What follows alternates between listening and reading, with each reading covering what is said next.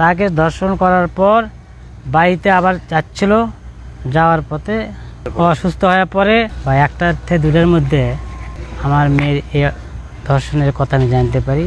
মেয়ে ধর্ষণ হওয়ার পর কিভাবে তাকে পেয়েছে সে কথাই বলছে কিশোরীর বাবা। সকালে বাড়ি থেকে স্কুলের উদ্দেশ্যে বের হয় বগুড়া শিবগঞ্জ উপজেলার মাঝিহাট্ট ইউনিয়নের খেউনি বিন্নারচাপড় গ্রামের এক কিশোরী। স্কুলে না গিয়ে প্রেমিকের সাথে দেখা করতে গেলে ধর্ষণের শিকার হয় ওই কিশোরী। 22শে মার্চ মঙ্গলবার কিশোরীর প্রেমিক ইমরান ও তার বন্ধু রমজান দুইজন তাদের প্রেমিকাকে নিয়ে পার্কে বেড়াতে যায়। এক পর্যায়ে তাদের প্রেমিকার সাথে শারীরিক সম্পর্ক করে। শারীরিক সম্পর্কের পরেই ইমরানের প্রেমিকার রক্তক্ষরণ হয়। অসুস্থ হতে থাকে ইমরানের প্রেমিকা। পরে তাকে বাড়িতে নিয়ে যাওয়ার পথে বগুড়া সদরের নামুজা ইউনিয়নের বাংলাবাজার চক্রামপুরের এলাকাবাসীরা কিশোরীর কাপড়ে রক্ত মাখা দেখে তাদেরকে আটকে জিজ্ঞাসাবাদ করলে সেখান থেকে ধর্ষক ইমরান পালিয়ে যায়। পরে নামুজা ইউনিয়নের ভারপ্রাপ্ত চেয়ারম্যান মোহাম্মদ রাসেল আলী ওই স্থানে উপস্থিত হয়ে কিশোরীর পরিবারকে খবর দেয়। কিশোরীর পরিবার খবর পেয়ে তাকে বগুড়া শহীদ জিয়াউর রহমান মেডিকেল কলেজ হাসপাতালে চিকিৎসার জন্য ভর্তি করে। এ ঘটনায় কিশোরীর বাবা ধর্ষকের শাস্তির দাবি জানিয়েছে। দৃষ্টান্তমূলক শাস্তি চাই।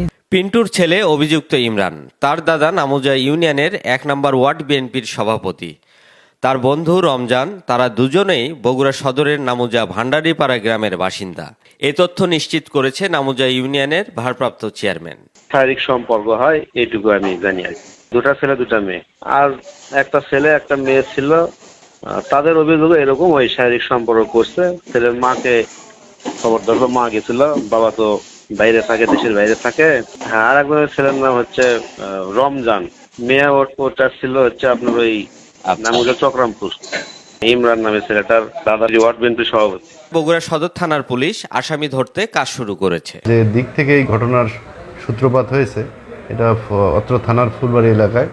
আমি সংশ্লিষ্ট ফাঁড়ির অফিসার ফোর্সকে আমি তাৎক্ষণিকভাবে প্রেরণ করেছি। তারা শহীদ জিয়াউর রহমান মেডিকেলে গিয়েছে এবং সেই ভিকটিমের চিকিৎসার খোঁজখবর নিয়েছে এবং যেন সঠিকভাবে এবং দ্রুততার সাথে সঠিক চিকিৎসা হয় সে বিষয়টা আমি নিশ্চিত করেছি।